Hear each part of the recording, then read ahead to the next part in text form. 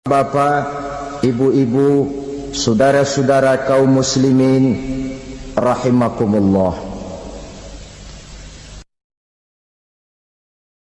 Di dalam kehidupan kita sebagai seorang muslim, minimal 5 kali dalam sehari semalam kita mendengar seruan untuk mendirikan solat yang disebut azan. Ada kalimat menarik di dalam kalimat azan itu, yakni seruan hayya 'alal falah, marilah menuju kepada keberuntungan, marilah meraih kemenangan. Seruan ini adalah kecenderungan dari setiap manusia, apapun warna kulitnya. Artinya, setiap orang dalam hidup selalu ingin meraih dan mencari kemenangan. Kemenangan akan melahirkan kepuasan batin, dan kepuasan batin memberikan kebahagiaan. Sedangkan kekalahan melahirkan penderitaan batin, dan penderitaan batin menjerumuskan seseorang di dalam berbagai bentuk kerugian. Jikalau inilah seruan azan, maka masalahnya ialah apa yang menyebabkan kita meraih kemenangan. Al-Quranul Karim memberikan tuntunan dan ajaran kepada kita bahwa orang-orang yang memperoleh kemenangan itu tidak lain adalah orang-orang yang bertakwa. Hanyalah mereka yang bertakwa kepada Allah Subhanahu wa ta'ala pada akhirnya akan tampil sebagai pemenang. Lalu siapa orang yang bertakwa itu? Dijelaskan dalam awal-awal Al-Baqarah, orang yang bertakwa yang akan meraih kemenangan. Pertama, alladzina yu'minuna bil ghaib, yaitu orang-orang yang beriman kepada yang gaib, percaya bahwa ada alam yang gaib, alam yang abstrak, alam yang tidak bisa dijangkau oleh salah satu daripada panca indera kita. Mereka percaya dan beriman kepada adanya malaikat, beriman kepada adanya iblis dan jin, beriman kepada adanya alam kubur, beriman kepada adanya alam mahsyar, beriman kepada adanya alam akhirat, beriman kepada adanya surga dan neraka. Beriman bukan cuma sekedar beriman dalam ucapan bibir saja, tetapi beriman yang nilai iman itu mampu mewarnai gerak dan gaya hidupnya. Iman yang meresap sampai ke tulang sumsum, kemudian memberikan dampak positif di dalam kehidupan manusia. Alam, kita tahu, adalah sesuatu yang selain Allah. Dan Allah bukanlah alam. Apapun namanya selain daripada Allah, itu adalah alam. Alam pada hakikatnya terbagi menjadi 2. Ada alam syahadah, alam nyata, alam konkret, alam yang bisa dijangkau oleh salah satu indera kita. Kemudian ada alam ghaib, alam yang tidak bisa dijangkau oleh panca indera kita, alam metafisika, alam abstrak, alam yang wajib kita imani keberadaannya. Kita percaya bahwa malaikat itu ada. Kita percaya kepada jin, bahwa jin itu ada. Kita percaya kepada adanya iblis dan setan. Bukan percaya kepada iblis dan setannya, percaya bahwa iblis dan setan itu ada. Itu termasuk salah satu daripada sifat orang yang bertakwa kepada Allah. Saudara-saudara kaum muslimin rahimakumullah, kecenderungan pembangunan yang lebih bersifat materialistis biasanya menggeser aspek kehidupan rohani. Orang berpikir empiri, dan dalam pola pikir yang demikian maka alam gaib tidak lagi mendapat perhatian. Aspek kehidupan yang bersifat rohaniah malah mulai ditinggalkan. Akibatnya terjadilah kepincangan di dalam kehidupan kita.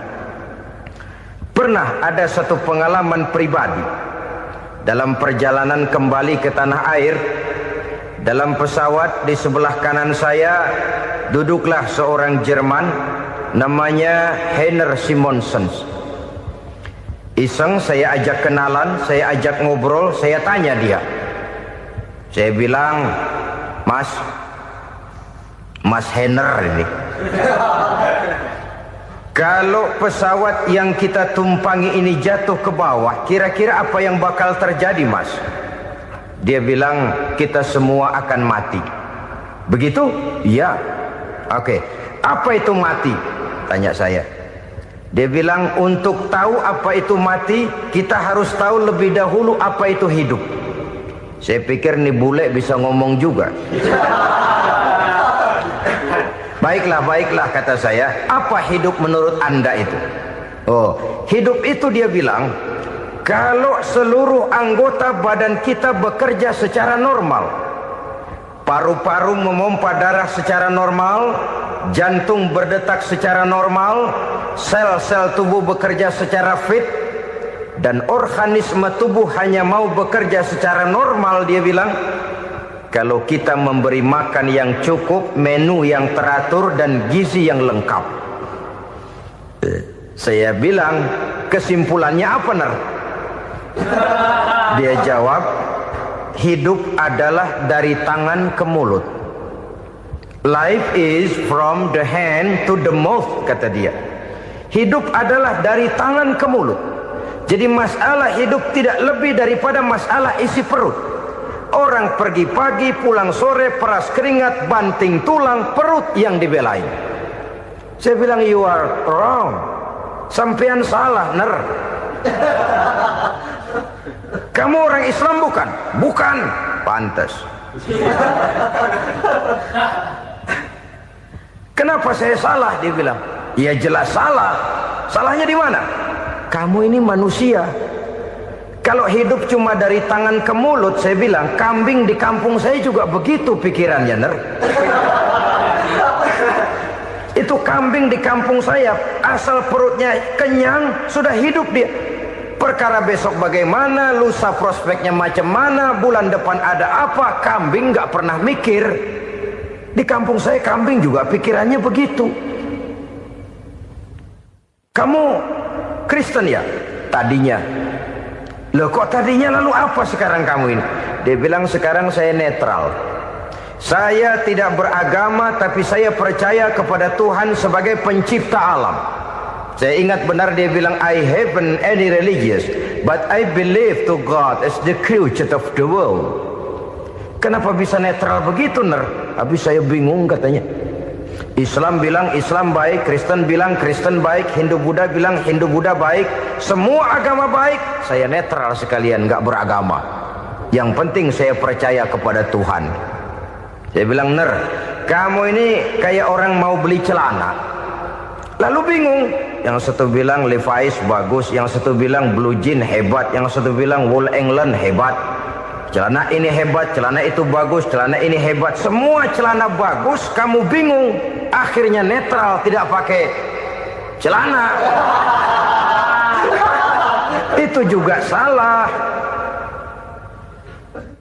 Saya pikir-pikir, kemudian saya melihat bahwa dua pola berpikir Heiner ini nampaknya sudah mulai menggejala di lingkungan masyarakat bangsa kita. Disadari atau tidak, secara jujur kita harus berkata, dua pola pemikiran Heiner ini mulai berkembang di tengah masyarakat bangsa kita. Pertama, pola pikir materialisme. Hidup adalah dari tangan ke mulut. Masalah hidup tidak lebih masalah isi perut. Itu yang perlu dibela, dan disitulah arti kehidupan. Pergi pagi, pulang sore, peras keringat, banting tulang untuk mempertahankan perut. Kalau sudah kemari cara orang berpikir, maka buat apa percaya kepada yang gaib? Untuk apa sholat? Untuk apa puasa? Untuk apa zakat? Untuk apa menghadiri majelis taklim? Tanpa kepercayaan kepada yang gaib, hidup berjalan menurut alur empiris dan materialis.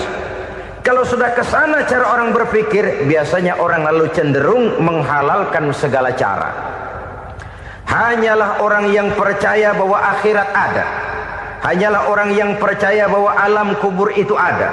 hanyalah orang yang percaya bahwa malaikat itu ada, hidupnya akan lebih terarah dan terkendali. Karena kepercayaan kepada yang gaib, yang merupakan fase daripada kehidupan setelah hidup yang sekarang ini, mewarnai gerak pribadi seseorang di dalam dia melakukan kegiatan hidupnya. Pola berpikir materialisme, disadari atau tidak, mulai menggejala di lingkungan masyarakat bangsa kita. Hidup tidak lebih dari urusan tangan ke mulut, mulut ke tangan, tangan ke mulut. Asal perut sudah kenyang, hiduplah sudah. Perkara bagaimana prospek hari yang akan datang, bagaimana akhirat, tidak jadi persoalan. Ini yang oleh Nabi diperingatkan, ad-dunya sijnul mu'min wa jannatul kafir. Dunia adalah penjara bagi orang beriman dan surga bagi orang kafir. Dulu di zaman Belanda hadis ini pernah disalah tafsirkan, disalah artikan, digunakan sebagai senjata untuk mengkebiri dan membuat impoten umat Islam. Sudahlah umat Islam gak usah macam-macam, kata Belanda. Dunia ini kan penjara buat orang Islam, surga buat orang kafir. Di penjara jangan bertingkah.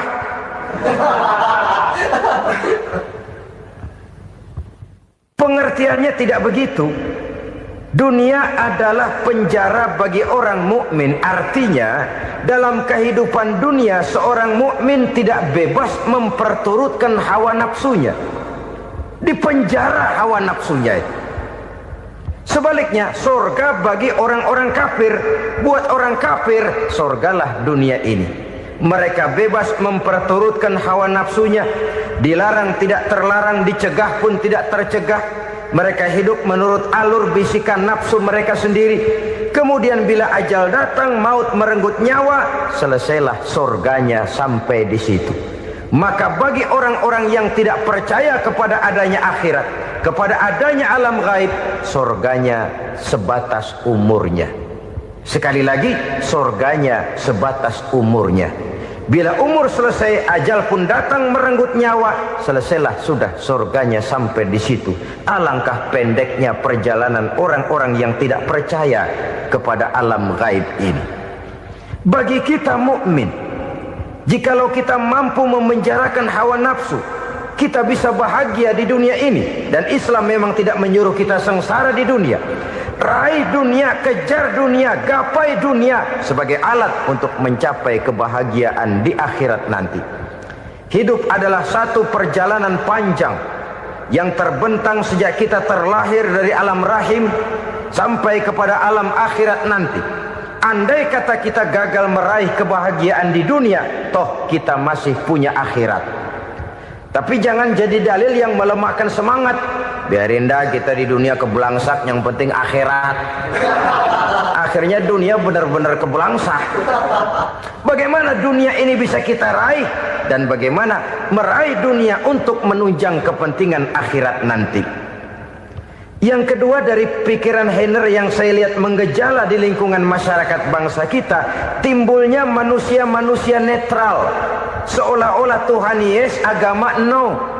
Sama Tuhan percaya, agama ogah. Tuhan ngangguk, giliran agama godeng. Padahal hampir dalam setiap ayat dalam Quran, kata-kata amanu biasanya bergandeng dengan wa amilus sholihat. Iman dan amal soleh. Ini sebagai isyarat Tuhan dan agama jangan pernah dipisah-pisah. Apabila kita bertuhan, maka kita harus beragama. Apabila kita beragama, maka agama itu harus bersumberkan dari Tuhan yang kita imani itu. Tidak mungkin kita pisah, Tuhan yes, agama no. Sama Tuhan percaya tapi agama bikin sendiri. Sembayangnya cukup bengong 2 jam madep ngulon.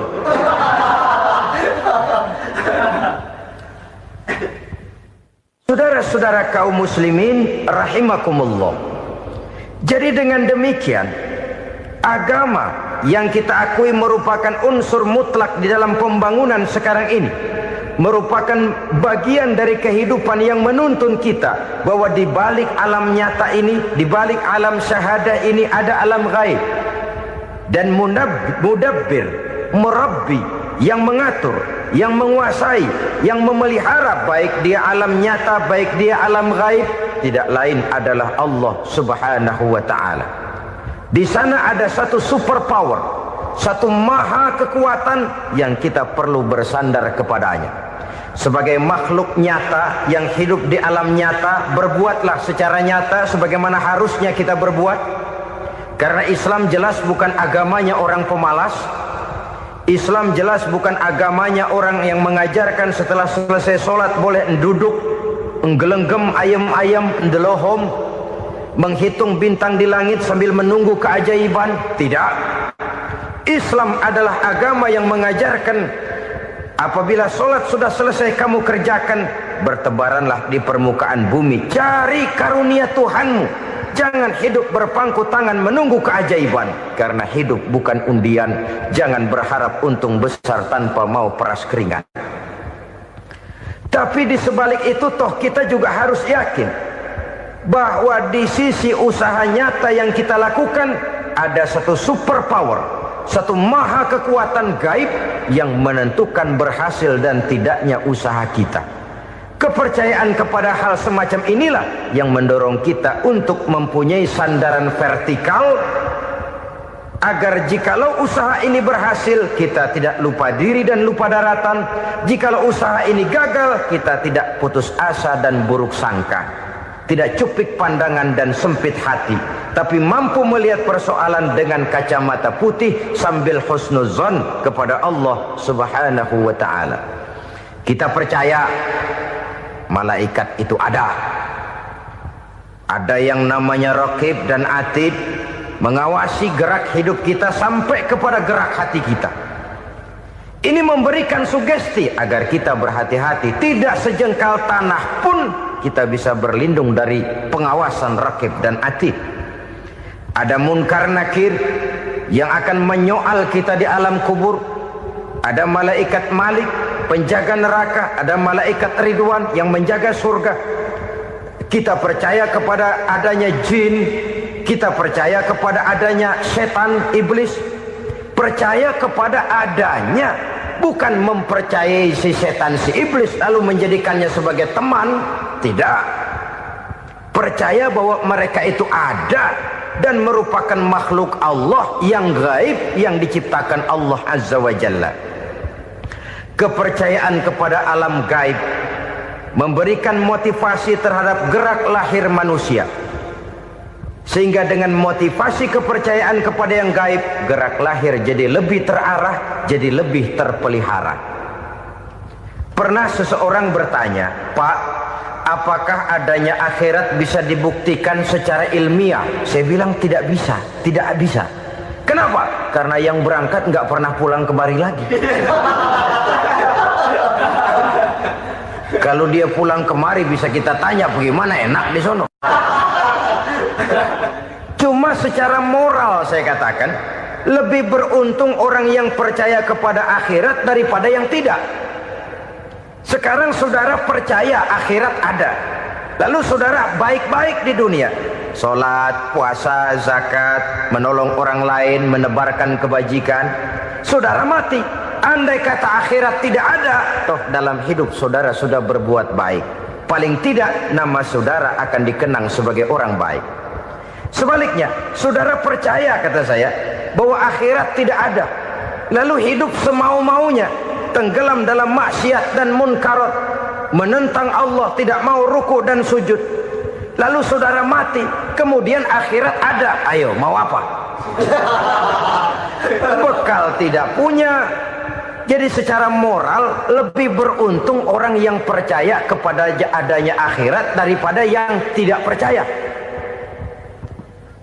Dan itu alam gaib yang tidak bisa dibuktikan secara eksat. Jangankan untuk membuktikan seperti itu, dalam kehidupan sehari-hari saja yang kita rasakan tidak selalu berbentuk toh.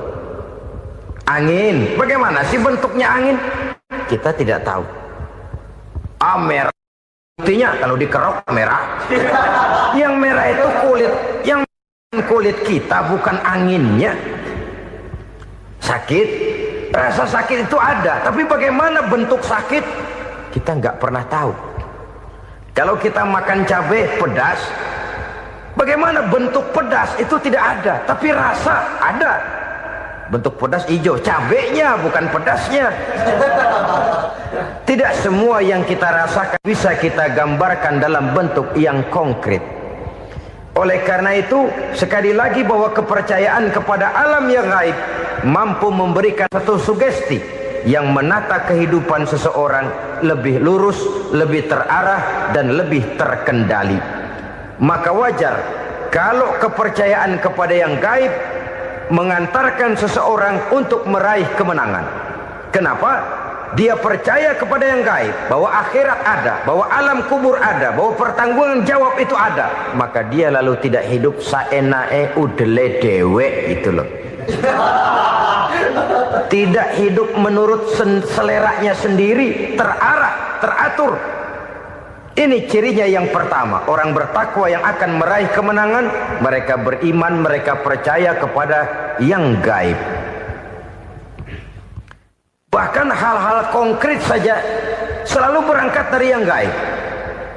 Saudara-saudara, para remaja, para pemuda sekarang ini tidak pernah tahu toh siapa yang akan jadi teman hidup saudara. Kita bisa saja ngerancang, mentargetkan, tapi toh akhirnya yang namanya jodoh bukan kekuasaan kita. Rezeki di luar kemampuan kita. Begitu juga ajal. Maut, jodoh, ajal adalah contoh-contoh konkret bahwa pada akhirnya yang gaiblah yang menentukan. Bertahun-tahun ngelancong, emang jodoh seret, nggak jadi.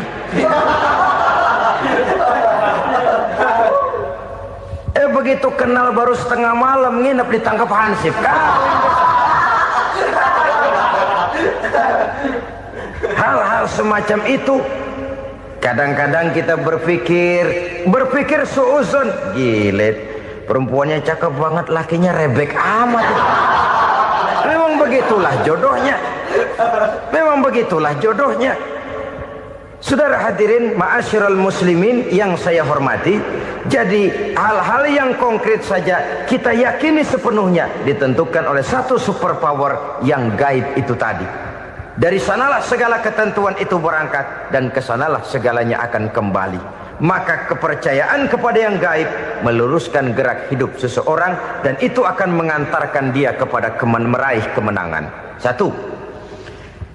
Yang kedua, wa yuqimuna shalah. Orang bertakwa yang akan meraih kemenangan itu adalah orang-orang yang mendirikan sholat.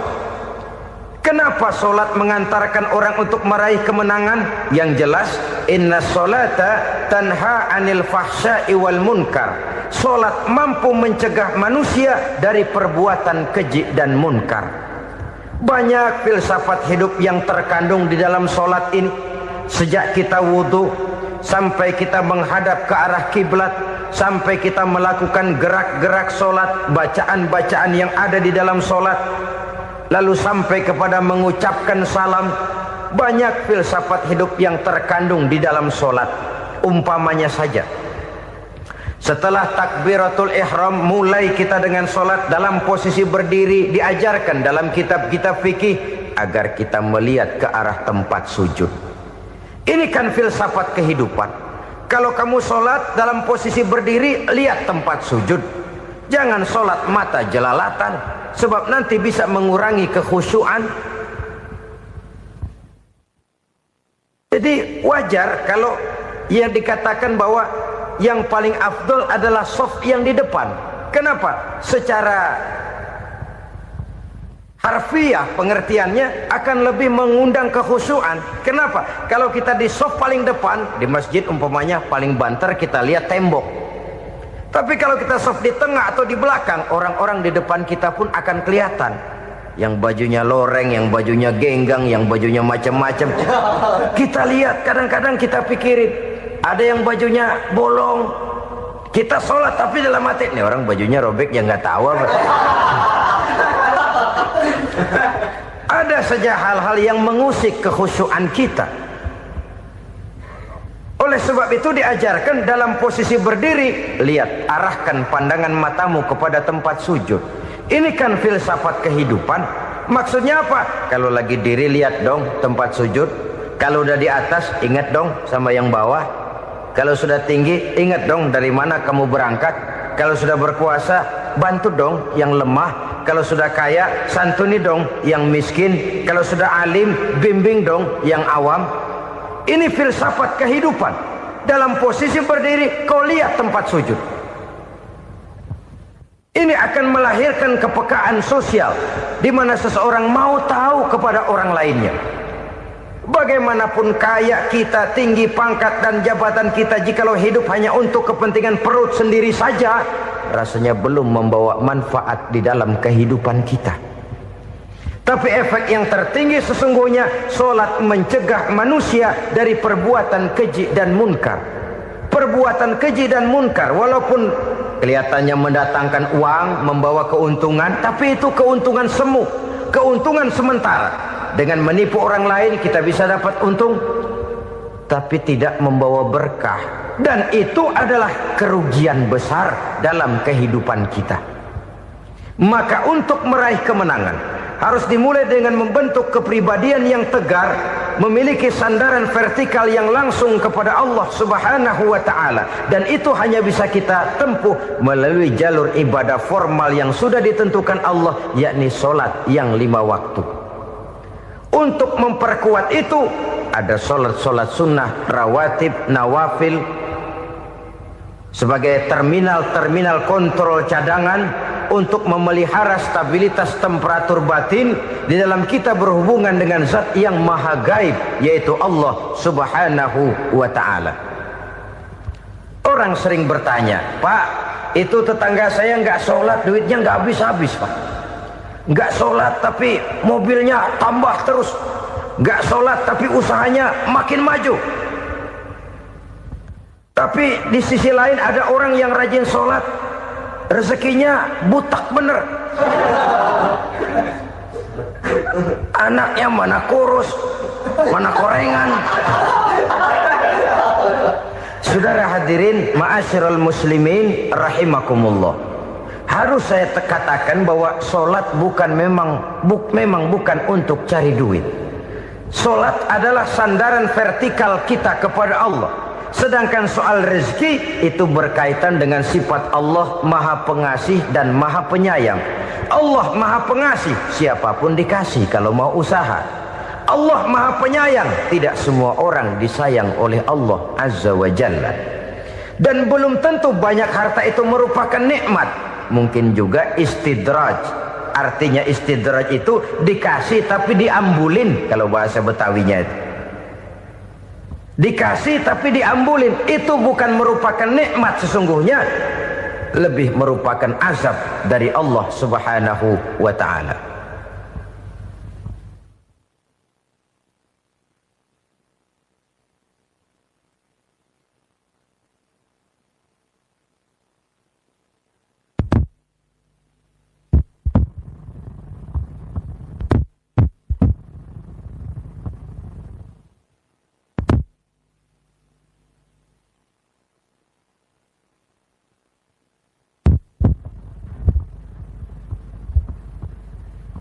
Agama mempunyai sistem solat, dan kita umat Islam telah dituntun oleh Allah Subhanahu wa ta'ala yang wajibnya 5 kali dalam sehari semalam mendirikan solat, dan itu tentu berada dalam jangkauan kemampuan manusia. Pada awalnya barangkali kita memang merasa solat itu satu kewajiban, tapi semakin kita hayati makna, manfaat dan filsafat yang terkandung di dalam ajaran solat, semakin sampai kita kepada keyakinan bahwa solat adalah keperluan kita. Sehingga pada waktu tertentu dinilai puncaknya, kita tidak lagi akan berkata saya wajib solat, tapi kita akan berkata saya perlu solat. Kalau kita sudah merasakan itu adalah keperluan kita, nah di sanalah kita baru akan merasakan ruginya kalau hal itu tidak kita laksanakan. Sepanjang kita masih berkata saya wajib sholat, kita akan lebih merasakan dia sebagai beban ketimbang sebagai keperluan. Yang jelas Allah tidak memerlukan ibadah yang kita laksanakan ini. Dengan kata lain, andai kata satu dunia penuh ini orang tidak ada yang sholat satu pun, Allah tidak akan turun dari jabatan Tuhan. Jangan lalu berpikir kalau kita ngambek se-RW kagak sembahyang Tuhan tekor kali ini ya. Tentu tidak. Itu perlunya kita, bukan perlunya Allah. Dan pada induknya kita akan berkata, saya perlu agama. Kalau secara induk kita sudah memerlukan agama, maka konsep-konsep yang ada di dalam ajaran agama itu pun adalah juga merupakan keperluan kita. Baik dia bernama sholat, baik dia bernama puasa, baik dia bernama zakat, baik dia bernama haji, seluruhnya adalah keperluan kita. Dan sesuatu yang kita perlukan apabila tidak kita laksanakan akan melahirkan kerugian di dalam kehidupan. Jangan heran kalau kita membaca riwayat perjalanan hidup para salafus soleh, orang-orang soleh. Ada yang tahajud sampai 100 rakaat, ada yang sholat malam kakinya sampai bengkak. Kita sekalinya bengkak biri-biri. Ada yang sholat membaca surah dalam Al-Quran sampai khotam Quran. Kok mau? Mereka sudah merasakan itu keperluan. Itu saja soalnya. Satu saat pun jikalau kita merasa bahwa itu keperluan saya, kita pun akan melaksanakan seperti itu. Keperluan saya dalam kehidupan. Inilah yang kedua. Yang ketiga, orang bertakwa yang akan meraih kemenangan itu, wa mimma razaqnahum yunfikun. Mereka membelanjakan sebagian daripada rezeki yang diberikan Allah kepada mereka. Mereka infakkan di jalan Allah. Ada satu dialog menarik. Satu hari seorang anak muda bertemu dengan seorang kakek-kakek yang sudah dikenalnya baik. Bertanyalah anak muda ini, "Kek, umur kakek berapa tahun?" 15 tahun, kata si kakek. "Anak kakek berapa orang?" 1. "Harta kakek berapa banyak?" 15 juta. Si anak muda ini bengong. Lalu protes, "Kok kakek bohongin saya?" "Kenapa?" "Saya tahu umur kakek 70 tahun. Kenapa ngaku 15? Saya tahu anak kakek 5. Kenapa bilang 1? Saya tahu kakek miliuner, miliaran uang kakek. Kenapa ngaku cuma 15 juta? Begini, kata si kakek tadi. Benar, umur saya 70 tahun. Tapi dari umur yang 70 tahun itu baru 15 tahun terakhir ini saya merasakan ibadah kepada Allah. Meninggalkan maksiat, jauh dari segala macam munkarat. Maka yang 15 tahun inilah yang benar-benar saya rasakan sebagai umur saya. Benar anak saya 5, tapi yang 4 susah diatur. Cuman 1 rasanya nih yang bakal jadi si buah hati belahan jantung pelanjut cerita penerus sejarah. Cuma 1 ini yang saya harapkan, yang akan jadi anak soleh, yang akan membuat saya menerima pensiunan pahala. Kalau yang 4 apek dah, nggak ada harapan. Yang 1 nyekek botol melulu. Oh begitu, iya. Lalu kenapa kakek bilang harta kakek cuma 15 juta padahal saya tahu kakek uangnya miliaran, depositonya banyak? Ya karena 15 juta itulah yang saya ingat yang pernah saya belanjakan di jalan Allah. Saya merasa itulah harta saya yang sebenarnya. Yang miliaran yang saya simpan di bank kelak, kalau satu saat saya mati akan jadi rebutan di antara anak-anak saya. Iya kalau anak saya soleh kayak yang 1 ini. Kalau yang 4 tadi udah tulen dia bakal berantem dah berebut tuh. Jadi 15 juta yang saya belanjakan di jalan Allah inilah yang saya merasakan benar-benar harta saya yang sesungguhnya. Dialog ini patut menjadi bahan renungan kita bersama. Diberikan kita umur 40, 50, 60, 70, 80. Berapa tahun dari umur yang diberikan itu yang jalan mulus, yang kita gunakan untuk melaksanakan ibadah? Banyak harta kita simpan di bank, di lemari, di dompet, di tas. Tapi berapa yang sudah kita depositokan di jalan Allah yang akan menemani kita di hari kita kembali nanti? Maka orang bertakwa yang akan meraih kemenangan, wa mimma razaqnahum yunfikun, mereka membelanjakan sebagian dari rezeki yang diberikan Allah di jalan Allah subhanahu wa ta'ala. Ma'asyiral muslimin rahimakumullah, zahirnya memang kita memberikan kepada orang lain, tapi hakikatnya kita menyimpan untuk diri kita sendiri. Kita memberikan kepada yatim piatu 25.000. Zahirnya kita memberikan si yatim, hakikatnya kan kita cuma nyimpan. Saya berikan, titip kepadamu, ini untuk saya di akhirat. Kau boleh belikan baju, kau boleh belikan untukmu makan, kau boleh bayarkan sekolahmu. Ini untuk saya. Hakikatnya kita nyumbang masjid 1 juta, zahirnya kita berikan kepada panitia masjid, tapi hakikatnya kan cuma titip. Titip 1 juta ya, untuk saya di alam kubur nanti. Silahkan kau boleh belikan semen, ini uang, belikan besi, belikan pasir. Saya cuma sekedar titip untuk kepentingan saya. Hakikatnya kita cuma sekedar menitip. Sebagaimanapun pada hakikatnya, apapun yang kita miliki dalam kehidupan kan cuma sekedar hak guna pakai, bukan hak milik mutlak. Harta kita, rumah kita, kendaraan kita, kebun kita, pabrik kita, hak guna pakai saja. Hak milik mutlak cuma untuk Allah subhanahu wa ta'ala. Saudara-saudara kaum muslimin rahimakumullah, ini yang ketiga. Kemudian yang keempat, orang-orang bertakwa yang akan meraih kemenangan,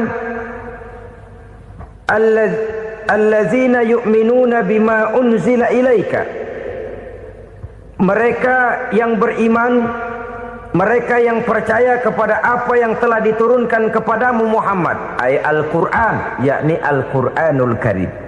Setelah percaya kepada yang gaib, mendirikan solat, kemudian menginfakkan sebagian dari rezeki yang diberikan Allah, mereka juga lalu percaya kepada yang diturunkan terhadap Nabi, yaitu tidak lain Al-Quranul Karim. Sekali lagi di sini, percaya bukan hanya sekedar percaya saja, tetapi percaya lalu menjadikan Al-Quran itu sebagai pedoman hidup. Sebab memang Al-Quran itu adalah GBHM, garis-garis besar haluan muslim. Apa yang harus kita lakukan, apa yang harus tidak kita lakukan, bagaimana mestinya kita bertingkah laku dan berbuat, seluruhnya tercantum di dalam Al-Quranul Karim. Itu sebabnya ketika satu hari Aisyah ditanya bagaimana akhlak Rasul, beliau menjawab, kana Rasulullah sallallahu alaihi wasallam khuluquhul Quran. Akhlak daripada Rasulullah tidak lain adalah Al-Quran. Jawaban simpel ini memberikan gambaran bahwa keseluruhan daripada konsepsi Quran sudah diterjemahkan dalam kehidupan Rasulullah sallallahu alaihi wasallam. Karena kita tahu akhlak adalah keseluruhan dari gerak hidup manusia. Sejak ia berpribadi, berumah tangga, bertetangga, bermasyarakat, sampai kepada berbangsa dan bernegara, Al-Quran tetap memberikan sentuhan nilainya. Oleh karenanya, orang-orang yang bertakwa adalah orang-orang yang menjadikan Al-Quran sebagai pedoman dalam kehidupannya. Dan kita yakini Al-Quran diturunkan kepada Nabi Muhammad bukan merupakan produk Nabi Muhammad. Isi dan redaksinya langsung dari Allah subhanahu wa ta'ala. Kemudian cirinya yang kelima, orang bertakwa yang akan meraih kemenangan itu, wa ma unzila min qablika. Tidak hanya sekedar percaya kepada yang diturunkan terhadap Nabi Muhammad, yaitu Al-Quran, mereka juga percaya kepada apa yang pernah diturunkan kepada para nabi, kepada para rasul sebelum Nabi Muhammad.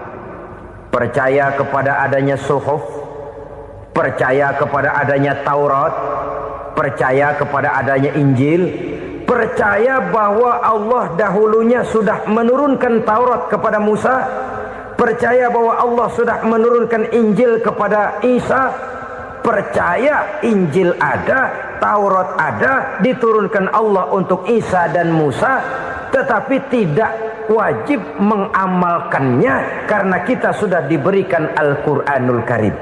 Ini yang perlu saya garis bawahi. Kita percaya Allah telah menurunkan Injil dahulu kepada Isa. Kita percaya bahwa Allah telah menurunkan Taurat dahulunya kepada Nabi Musa. Kadang-kadang ini dijadikan dalih, dikacaukan pengertiannya. Quran saja mengajarkan bahwa orang yang bertakwa harus percaya kepada Injil, maka pakailah Injil. Apalagi kalau ayat sebelumnya ditilap, dihapus, dihilangkan, Injilnya yang ditekankan, maka akan terjadilah penekanan yang salah arah. Karena salah arah akhirnya bisa merusak dan menghancurkan akidah. Ketika Rasul suatu saat pernah ditanya orang, "Ya Rasul, bagaimana sikap kita sebagai muslim terhadap Injil yang ada sekarang?" Beliau menjawab, "La tukadzibuhu jami'an wa la tusaddiquhu jami'an." Jangan didustakan seluruhnya, jangan juga dibenarkan semuanya.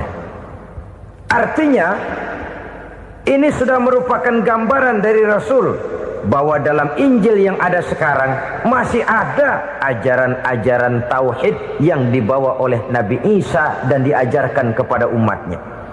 Tapi juga dalam Injil yang sekarang ini sudah terkena intervensi dan investasi manusiawi. Karena itu Rasul menyimpulkan, la tukadzibuhu jami'an wa la tusaddiquhu jami'an.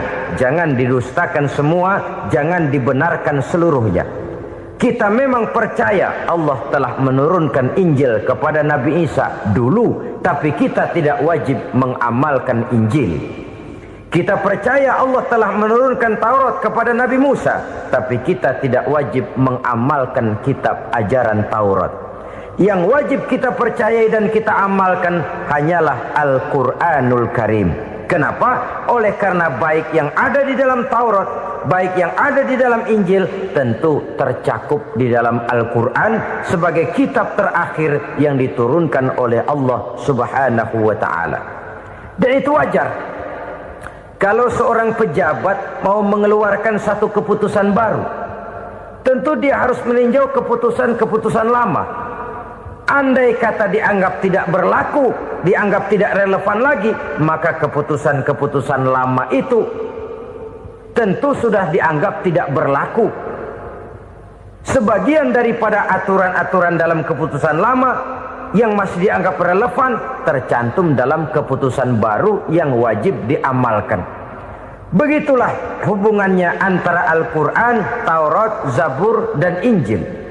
4 kitab samawi yang diturunkan Allah masing-masing kepada Zabur untuk Nabi Daud, Taurat untuk Nabi Musa, dan Injil untuk Nabi Isa alaihi wassalatu wassalam.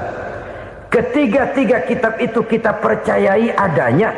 Kita yakini Allah telah menurunkan Zabur, Taurat, dan Injil. Tapi kita tidak wajib mengamalkannya. Yang wajib kita mengamalkannya sekarang ini tidak lain hanyalah Al-Quranul Karim saja. Karena ia mencakup apa yang ada di dalam Zabur, apa yang ada di dalam Taurat, dan apa yang ada di dalam Injil. Keotentikannya bisa dipertanggungjawabkan. Ya, tapi kan Nabi Muhammad sudah mati 14 abad yang lalu, dan di zaman beliau Al-Quran kan belum dikodifikasikan, belum ditulis. Bagaimana keotentikannya bisa dipertanggungjawabkan? Mudah saja. Allah berjanji, "Inna nahnu nazzalna dzikra wa inna lahu lahafizun." Kami yang menurunkan Al-Quran dan kami yang akan menjaga dan memeliharanya. Allah turunkan Quran, Allah menjaganya. Bagaimana cara Allah menjaga Al-Quran itu? Banyaknya orang-orang yang hafaz Al-Quran. Hafaz Al-Quran 30 juz, 114 surah, 6.666 ayat. Sehingga jangankan satu kata, Jangankan satu ayat, satu kalimat saja berubah, sudah akan timbul reaksi dan mudah dimengerti. Kenapa? Banyak orang-orang yang hafaz Al-Quran. Sedangkan pada setiap akhir tahun biasanya malaikat Jibril selalu mengadakan checking terhadap ayat-ayat yang diturunkan pada waktu itu.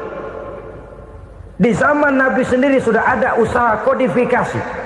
Dan yang lebih luar biasa lagi, sampai hari ini tidak seorang pun mampu membuat satu ayat saja semacam Al-Quran. Ke bahasa manapun dia diterjemahkan, naskah aslinya tetap ikut. Rujukan dasarnya tetap ada.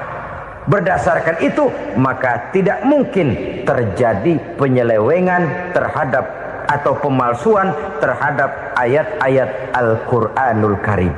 Kesuciannya, keotentikannya, kemurniannya bisa dipertanggungjawabkan. Ma'asyiral muslimin rahimakumullah. Oleh karenanya, konsepsi dasar daripada ajaran Islam ini memang tidak lain adalah Al-Quran dan Sunnah. Isi daripada agama Islam yang merupakan iman, Islam dan ihsan, konsepsi dasarnya tidak lain adalah Al-Quran dan Sunnah Rasulullah Sallallahu Alaihi Wasallam.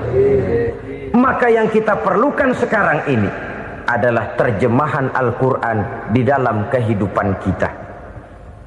Dengan demikian, maka gaya kehidupan yang lebih Qurani itulah yang kita dambakan.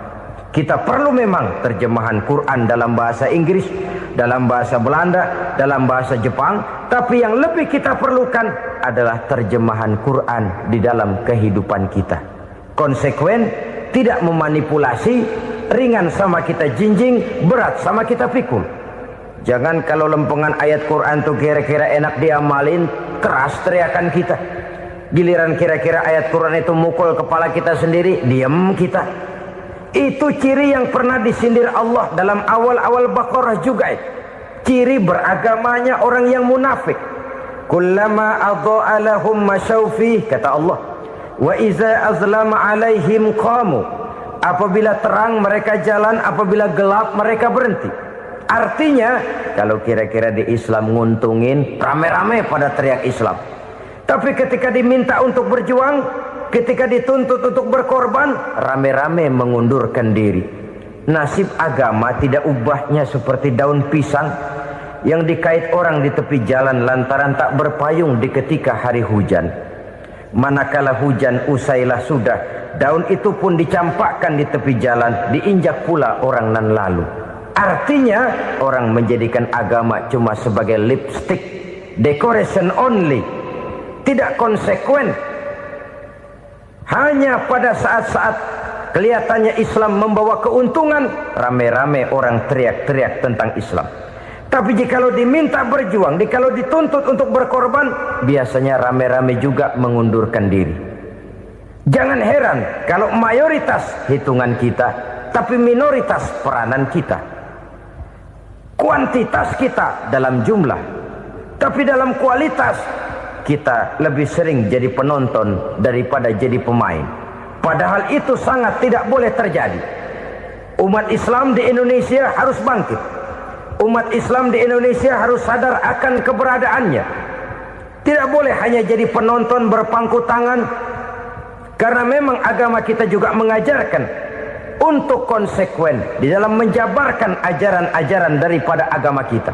Kita sering menjadi jatuh menjadi umat yang lemah oleh karena kita ini tidak pandai menggalang kebersamaan yang diakibatkan tidak konsekuennya kita. Diistilahkan bahwa umat Islam di dalam menggalang kebersamaannya itu harus seperti orang main sepak bola. Saudara-saudara kan tahu orang main sepak bola itu.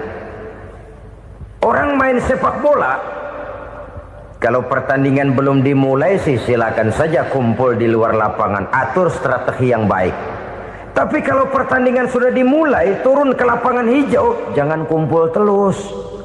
Ada sepak bola gotong royong, mundur-mundur rame-rame, depan ke depan kumpul melulu mainnya. Kalah. Orang main sepak bola itu ya harus ada penyerang tengah, Harus ada penjaga gawang, harus ada strikernya, harus ada kiri luarnya, kanan dalamnya yang jadi backnya. Posisi boleh bermacam-macam, tapi yang penting saling ngoper untuk menggolkan gawang lawan. Begitulah umat Islam ini. Boleh ada yang jadi pejabat, boleh ada yang jadi pengusaha, boleh ada yang jadi petani, silakan ada yang jadi seniman, ada yang jadi penyair, ada yang jadi artis sekalipun. Tapi kalau sudah berhasil menguasai bola, jangan lupa operannya. Operan itu yang langka. Kita ini muslim kadang-kadang kalau sudah memegang menguasai bola, kalau belum mau mampus, belum mau ngoper. Nanti kalau sudah nggak punya bola, baru mau ngoper. Kalau sudah dengar-dengar mau dekat pensiun, baru mau jihad, baru mau berjuang, baru mau ngurus pesantren. Tanda tangan sudah tidak laku, memo sudah tidak dihargai, baru mau berjuang. Kemarin kemana mas? Kita tidak pandai memanfaatkan posisi. Dengan kata lain, kalau kembali kepada persoalan kita, konsekuensi kita terhadap agama yang kita anut ini belum ideal. Kita masih lebih sering berislam ini pada saat-saat yang menurut perhitungan kita membawa keuntungan. Tapi kalau diminta berjuang, dituntut berkorban, yang itu pun hakikatnya adalah untuk kepentingan kita juga. Allah tidak pernah menuntut kita untuk jihad bagi kepentingan Allah, itu tidak. Berjuang menegakkan agama Allah, apakah untuk kepentingan Allah? Tidak. Untuk kepentingan kita. Sebab nilai-nilai jihad itu pada akhirnya akan membawa kita kepada suatu kebahagiaan. Setidaknya kalau tidak di dunia, tentu di akhirat sebagai syahid. Oleh karena itu, pada bagian akhir ini saya ingin mengajak, marilah kita konsekuen. Sekali kita berkitabkan Al-Quranul Karim, mari dia kita jadikan pedoman. Jangan cuma kita jadikan sebagai penghias dinding, pelengkap rumah, bahwa di rumah kita ada Al-Quran, tapi yang baca kecoa. Habis pada bolong tuh Quran. Yang penting kan punya Quran. Ditaruh di pintu rumah. Biar apa? Biar kuntilanak kagak masuk katanya. Ya apa itu nasib Quran, cuma kerjanya jaga pintu, ngusir kuntilanak, ngusir memedi. Bagaimana kita hidup menurut tuntunan Al-Quran? Kadang-kadang tidak pernah menjadi masalah bagi kita. Maka bagaimanakah Al-Quran akan mungkin membawa keberkahan dalam hidup kalau ajarannya kita injak-injak dalam keseharian kita? Mewujudkan gaya hidup yang lebih Qurani, itulah yang akan kita rintis di dalam kehidupan kita. Bertahap, step by step, menurut kemampuan yang ada pada kita. Jika jalan ini tidak bisa kita selesaikan, percayalah akan ada generasi penerus yang akan melanjutkan usaha dan cita-cita mulia itu. Jadi percaya kepada Taurat, percaya kepada Injil, sekadar percaya Allah dahulunya sudah menurunkan itu. Tapi kita tidak wajib mengamalkannya. Kenapa? Generasi Injil masa berlakunya sudah kedaluwarsa. Taurat masa berlakunya sudah kedaluwarsa. Injil pernah berlaku untuk orang Nasrani di zaman Nabi Isa. Taurat pernah berlaku untuk orang Yahudi di zaman Nabi Musa. Setelah generasinya berlalu, datang Rasul penutup yang membawa Al-Quranul Karim. Maka Al-Quran itulah yang berlaku menjadi pedoman sampai hari akhir nanti. Jangan jauh dari Al-Quran, karena apabila ini kita lakukan, maka kita akan kembali kepada satu gaya hidup yang jauh dari tuntunan agama, dan itu artinya kita akan semakin jauh untuk meraih kemenangan. Saudara-saudara kaum muslimin rahimakumullah. Yang keenam, yang terakhir, orang-orang bertakwa yang akan meraih kemenangan itu wabil akhirati hum yuqinun. Mereka percaya, mereka yakin seyakin-yakinnya akan adanya hari akhir, di mana seseorang akan mempertanggungjawabkan seluruh perbuatannya di dalam hidup ini. Dan tidak ada satu perbuatan yang bagaimana kecilnya sekalipun yang tersembunyi dalam pandangan manusia yang tidak akan dibukakan persoalannya di mahkamah Qadi Rabbul Jalil di akhirat nanti. Itulah sebabnya maka percaya kepada akhirat disebut secara khusus. Padahal di awal tadi sudah dijelaskan yu'minuna bil ghaib, percaya kepada alam gaib, dan alam gaib ini termasuk akhirat. Kenapa pada bagian akhir disebut lagi akhirat? Karena ternyata bahwa kepercayaan kepada adanya akhirat merupakan induk dari kepercayaan terhadap adanya malaikat, setan, jin dan lain sebagainya, dan akan lebih memberikan sugesti dalam kehidupan manusia untuk meluruskan gerak hidupnya. Jikalau satu saat tergerak hati akan berbuat kejahatan, ingin mencuri, sadarlah, awas ada akhirat. Sebab kalau kita cuma teriak awas ada polisi, itu cuma tertunda sementara. Begitu polisi meleng, embat. Kalau kita ingin berbuat jahat cuma berteriak awas ada hansip, cuma sementara ketika hansip itu ada. Tapi kalau ceritanya awas ada akhirat, mau menyeleweng awas ada akhirat, mau berjudi awas ada akhirat, mau mencuri awas ada akhirat. Keyakinan yang akan meluruskan gerak hidup manusia sehingga gerak itu jadi lebih terarah dan terkontrol, tidak merugikan baik diri sendiri, lebih-lebih orang lain. Ternyata bahwa kepercayaan kepadanya adanya hari akhirat sanggup menjadi sumber daya kontrol dari kehidupan manusia, sehingga ia tidak terjebak dalam perbuatan maksiat dan munkarat. Saudara-saudara kaum muslimin, inilah saja yang kita bicarakan pada pertemuan kali ini. Semoga Allah subhanahu wa ta'ala memberikan kekuatan zahir dan batin kepada kita. Amin. Untuk dapat meraih kemenangan dengan beriman kepada yang gaib, mendirikan solat, membelanjakan sebagian dari rezeki yang diberikan Allah, percaya kepada Al-Quran, beriman kepada kitab-kitab yang diturunkan sebelum Al-Quran, lalu meyakini adanya hari akhirat. 7 macam perkara yang merusak akidah dan keimanan, merusak amal perbuatan yang sudah kita kerjakan, merusak sendi-sendi kehidupan sosial, pendek kata merusak segala hal di dalam kehidupan kita. Jauhilah olehmu 7 macam perkara yang merusak. Yang pertama, asyirku billah, menyekutukan Allah subhanahu wa ta'ala. Agama dimulai dari keyakinan, maka kehancuran agama selalu dimulai dari kehancuran keyakinan, iman atau akidah yang dimiliki oleh seseorang. Dan untuk menghancurkan nilai-nilai iman yang kita miliki ini, orang rasanya tidak akan menghantam kita dengan peluru kendali. Orang tidak akan mengirimkan nuklir ke sini. Orang tidak juga akan mengirimkan satuan militernya ke sini. Untuk menghancurkan nilai-nilai iman, dibanjiri kita dengan paham-paham yang merusak dan mendangkalkan akidah.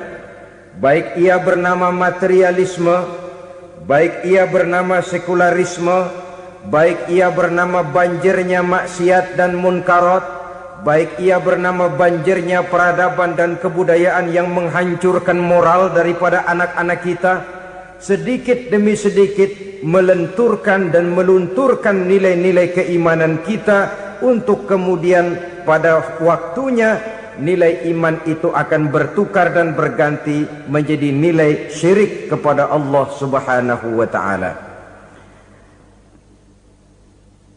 Atau pada sisi lain, menjadikan yang selain Allah sebagai tujuan akhir daripada kehidupan kita.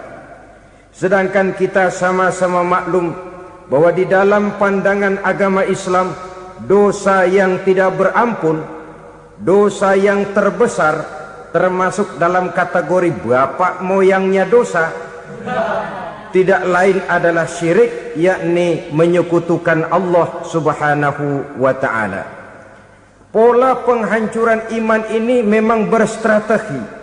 Ditawarkan kita kepada paham materialisme, paham kebendaan, di mana otak menempati urutan sebagai ranking pertama, Tuhan jatuh pada urutan kedua. Lalu menyusul kepada paham sekularisme, Allah dipisahkan dari seluruh kegiatan hidup ini, untuk pada gilirannya menjadikan yang selain Allah sebagai tujuan akhir daripada seluruh kegiatan hidup kita. Oleh karenanya, kewajiban menjaga nilai-nilai iman ini merupakan kewajiban yang mulia tetapi berat, tidak hanya untuk kita, tetapi juga bagaimana mewariskannya kepada anak-anak kita, generasi yang akan datang. Orang-orang tua bijaksana yang diceritakan di dalam Al-Quran, kalau sudah berpikir tentang anak-anaknya, pertanyaan yang paling mereka risaukan ialah, ma ta'buduna min ba'di. Anakku, kalau pada satu saat aku, ayahmu sudah tidak ada lagi di dunia ini, meninggalkan kamu semua, ma ta'buduna min ba'di, apa yang akan kamu sembah nak? Jikalau sekarang ayahmu masih mau ke masjid, masih mau melakukan rukuk dan sujud, masih beribadah menyembah Allah Subhanahu wa ta'ala, kalau orang tuamu sudah tidak ada, ma ta'buduna min ba'di, masihkah engkau mau datang ke masjid?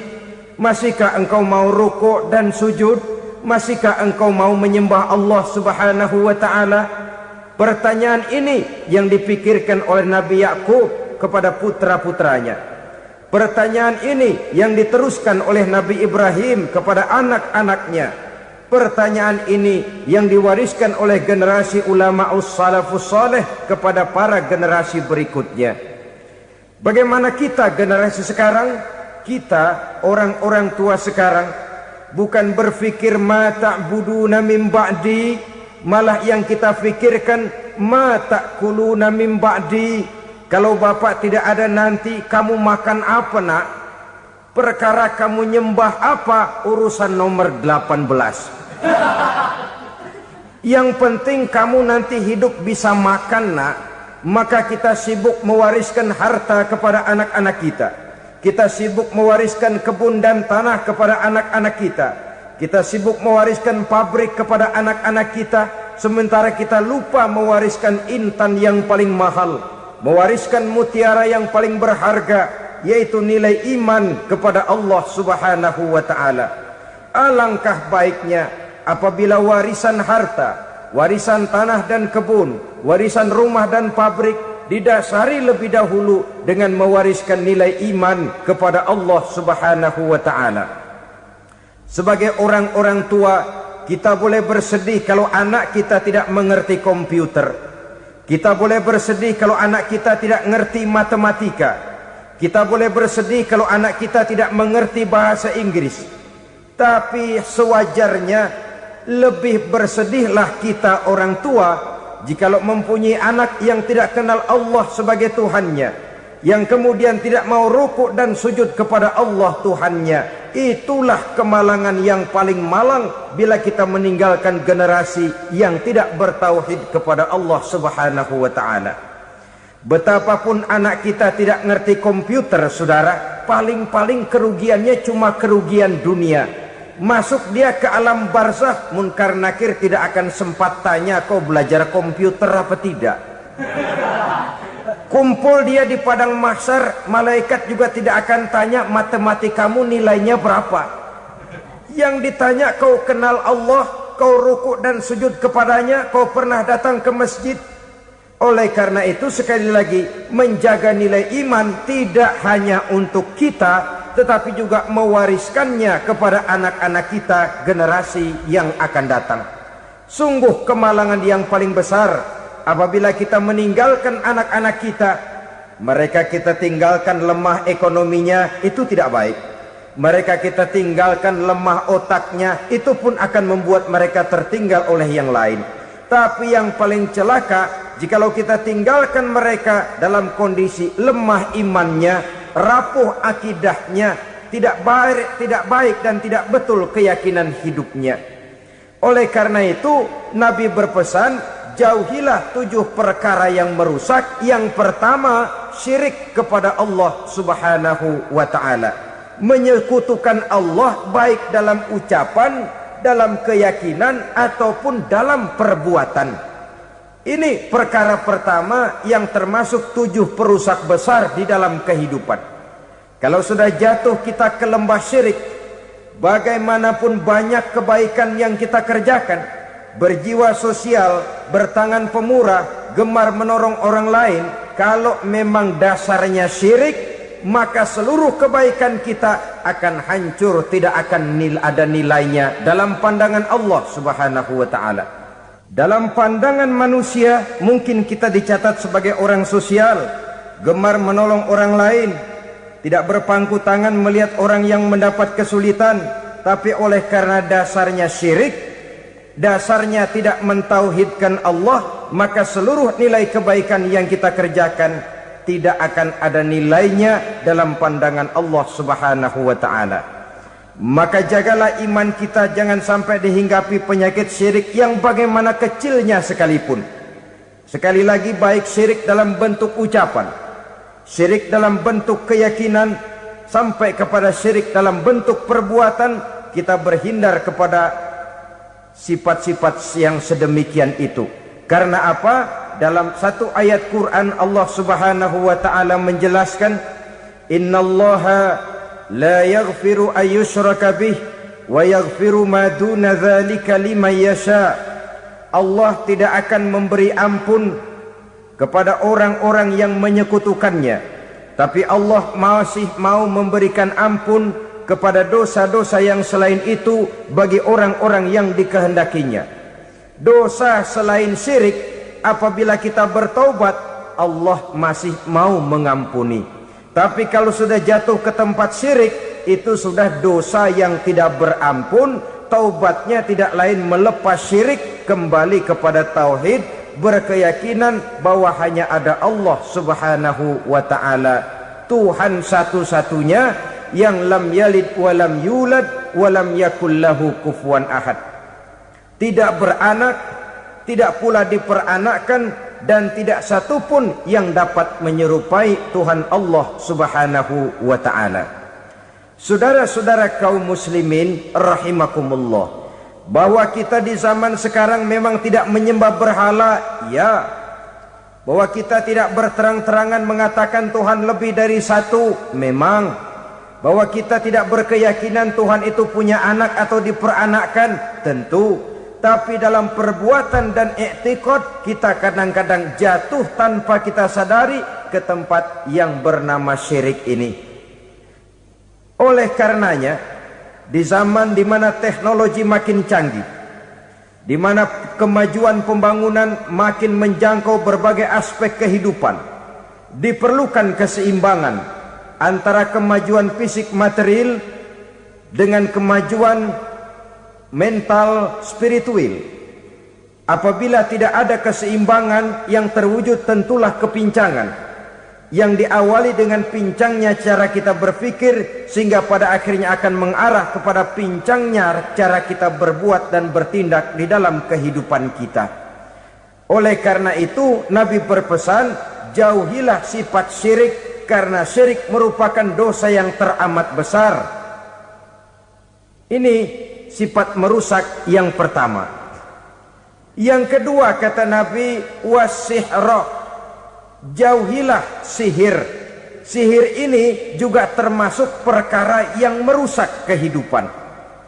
Kita semua sama-sama maklum bahwa sihir sebenarnya bukan persoalan baru. Sejak sebelum datang Islam, sihir itu sudah ada. Di zaman Yunani kuno, sihir ada.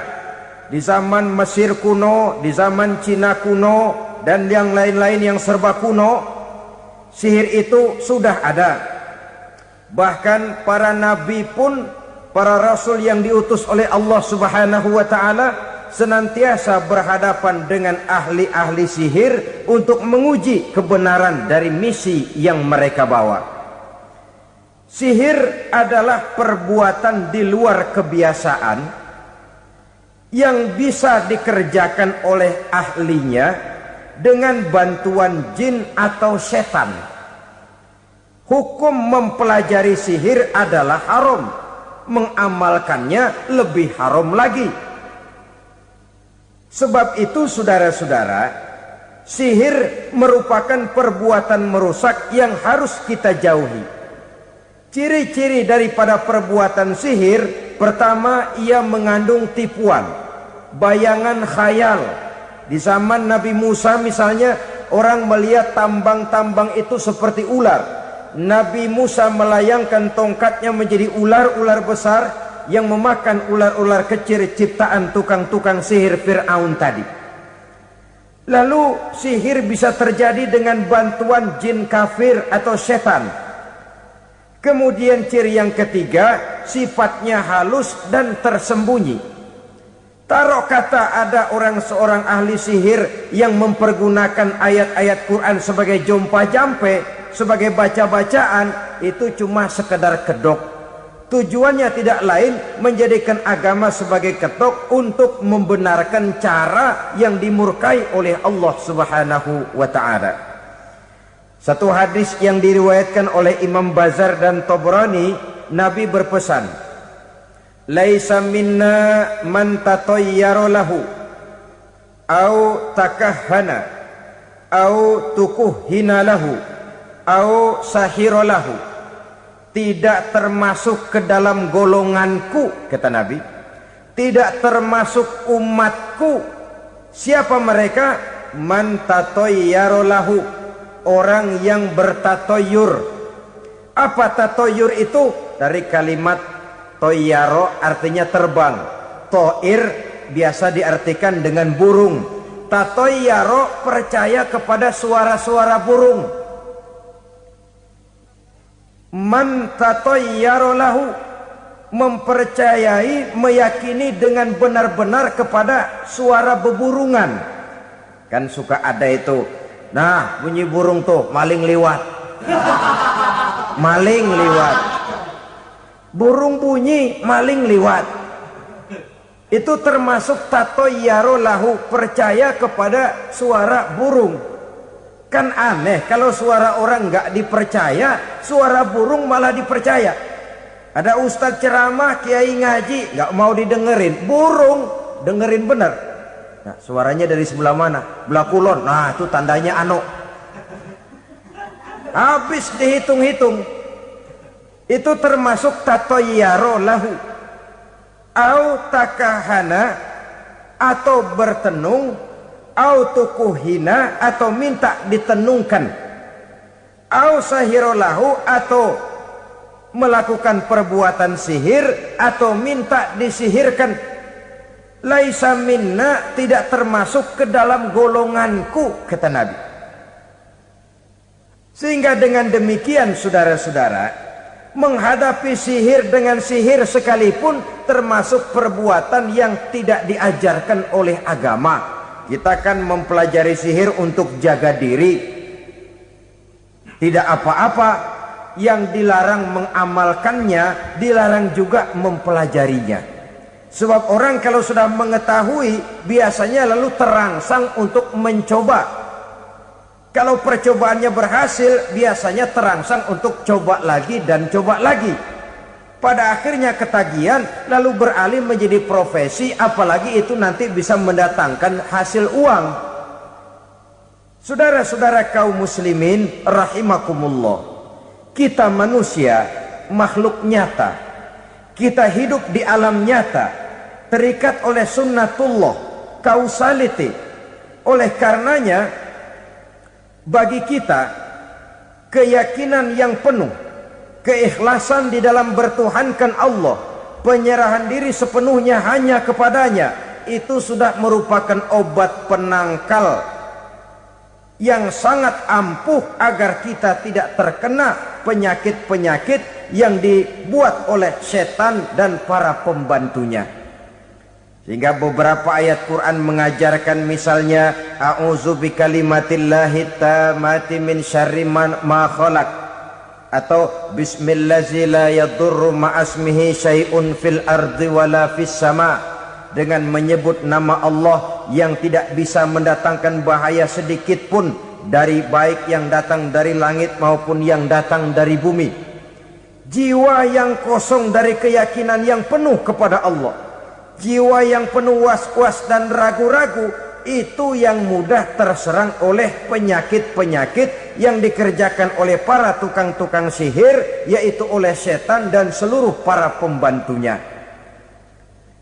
Kemudian hadis kedua yang diriwayatkan oleh Imam Ibnu Hibban, Nabi bersabda, la yadkhulul jannata mudminu khamrin wala mu'minu bisihrin wala qati'u rahmin.